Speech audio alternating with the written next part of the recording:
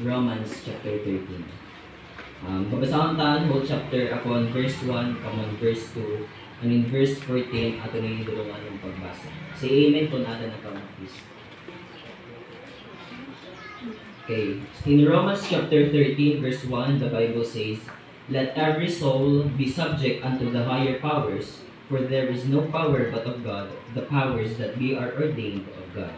Whosoever therefore resisteth power, resisteth the ordinance of God, and he that resisteth shall receive the sentence of damnation. For rulers are not a terror to good works, but to the evil. Wilt thou then not be afraid of the power? Do that which is good, and thou shalt have praise of the same. For he is the minister of God to thee for good, but if thou do that which is evil, be afraid, for he heareth not the sword in vain, for he is the minister of God, a revenger to execute wrath upon him that doeth evil. Wherefore, ye must needs be subject, not only for wrath, but also for conscience sake. For this is faith also, for they are God's ministers, and they do what upon his everything.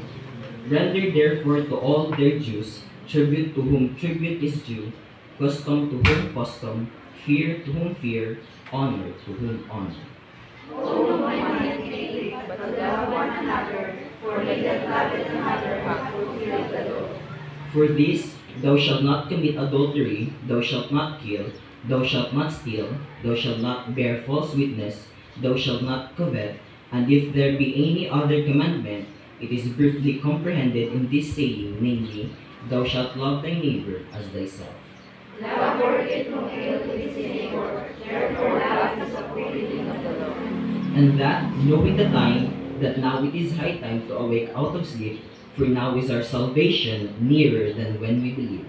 The night is far spent, the day is at hand, let us therefore cast off the works of darkness, and let us put on the armor of light. Let us walk honestly as in the day, not in rioting and drunkenness, not in chambering and wantonness, not in strife and in vain. In verse 14, ready read. But put ye in the Lord Jesus Christ, and make not provision for the flesh to fulfill the lust thereof. Let's pray. Heavenly Father, in Jesus' name, we come to you once again, Lord, this morning to thank you once again, Lord, for the life. Ngayon pag ginatagang mo niya ng akagaham. Thank you, Lord, for the protection na yung ginatagang mo, Lord, kami makaabot ng simbahan na safe and sound. This morning, Lord, as we worship and serve you this morning, give us understanding and knowledge para, Lord, ma-understand and lesson na yung provide the amo nila ng ato, Lord. Bless. Uli naman, Lord, that we preach, yan na naaga din niya pulpit, give him knowledge to deliver your message perfectly. And sana, Lord, tagan mo kami talinga nga ang damamating ang heart na ready to accept the message this morning, Lord. Please forgive us ang mga sala nga amo nahimo haring matubangan all throughout the week, Lord. Please forgive us and make us ready once again. I pray all those things to you. In Jesus' name I pray. Amen.